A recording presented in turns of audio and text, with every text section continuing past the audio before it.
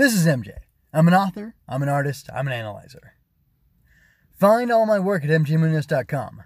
Welcome to my fully operational Star Wars analysis.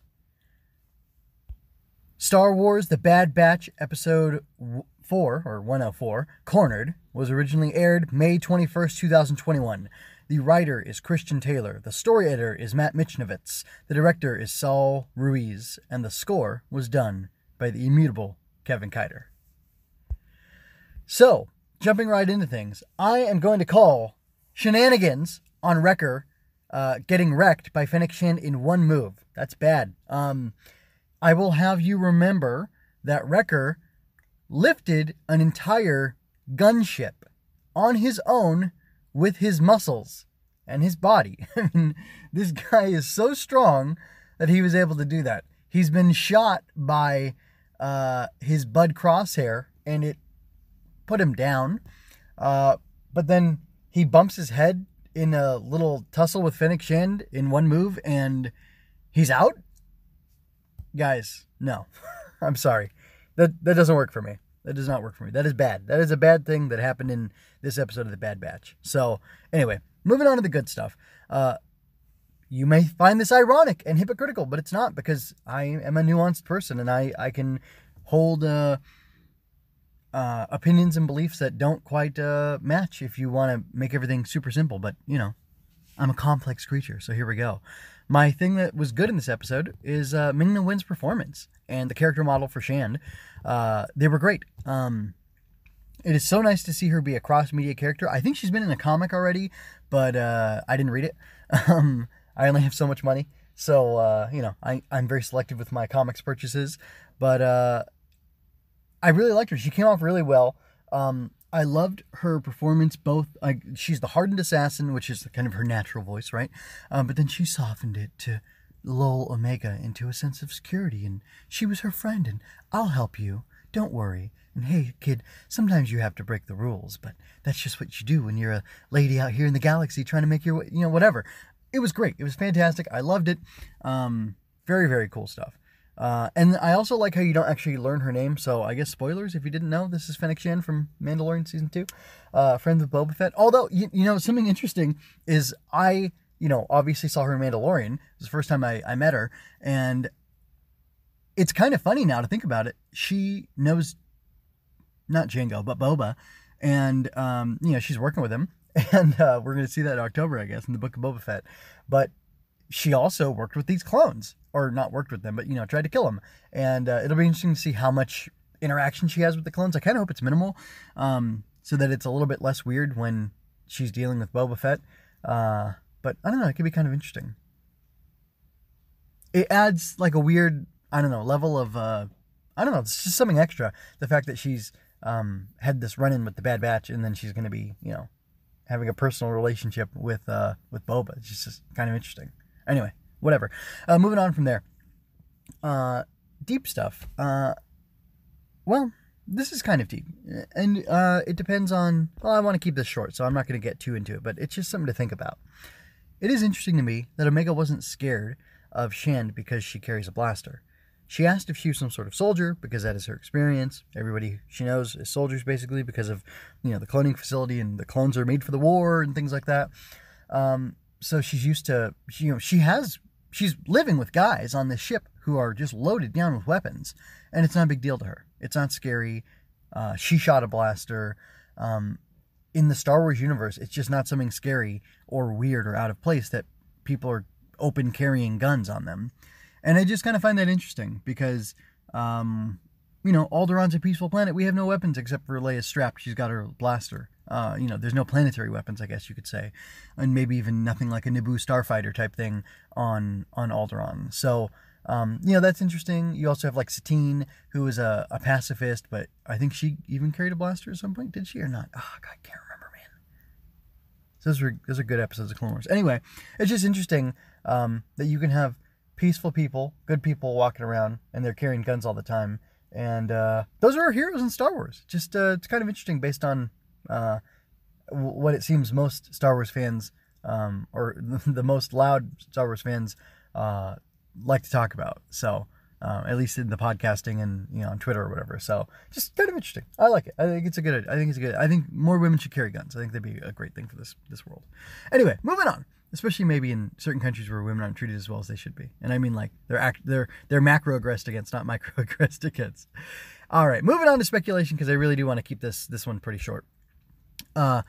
So here's my speculation. Omega really is integral to the new cloning schemes the Kaminoans have. I'm inching back towards wondering if they do want her for her biology.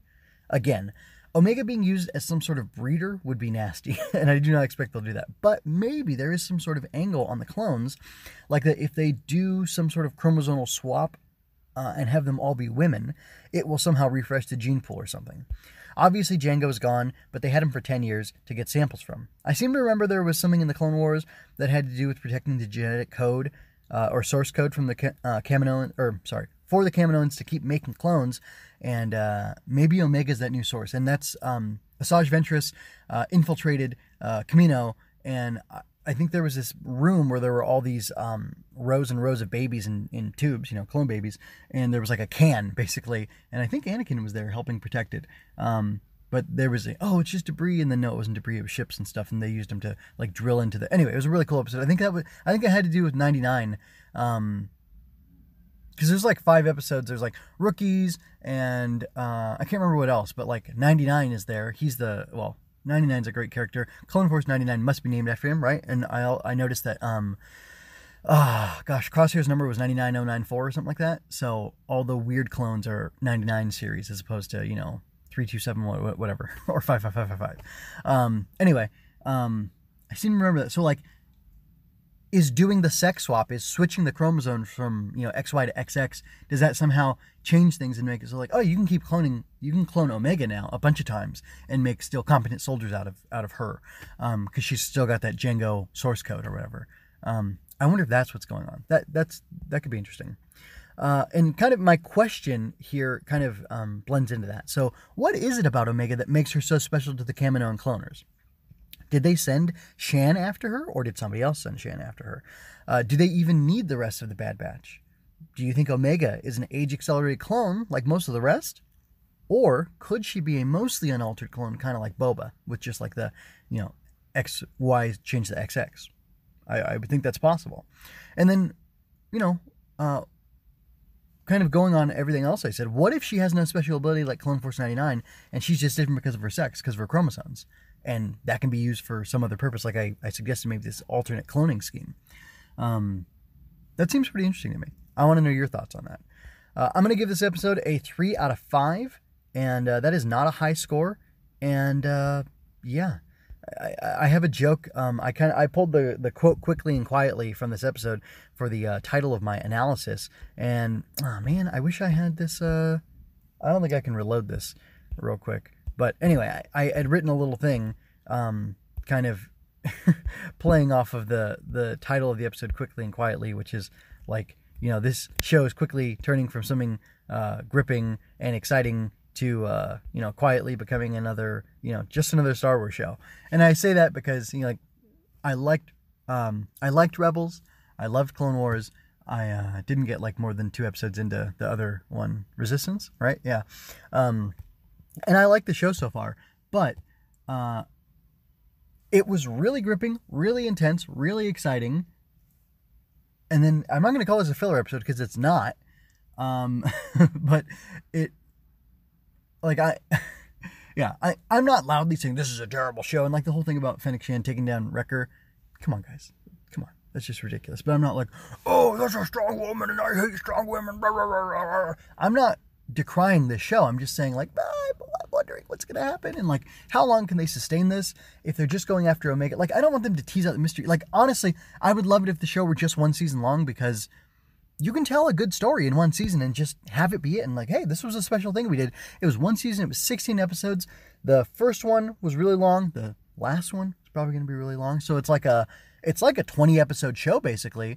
As far as runtime is concerned, if you take it all, take it all in all.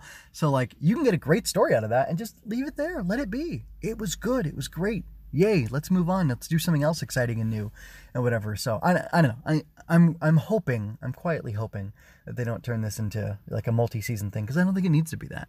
And if they do, that'll be disappointing. But anyway, all that being said, this was a 3 out of 5 episode. It was okay. It was entertaining. There was some cute stuff there, but there was definitely some stuff that I didn't like or that didn't make any darn sense. So anyway, that's it for me.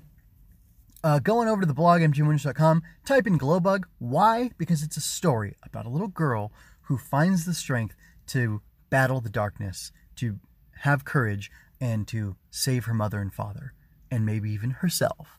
It's called Ava and the Glowbug. I've got version 1.9 up there, draft 1.9. I'm looking for an illustrator for it. It's a real cool book. It is inspired by stuff not Star Wars. It's inspired by Tokusatsu. Ultraman, if you don't know who that is, look him up.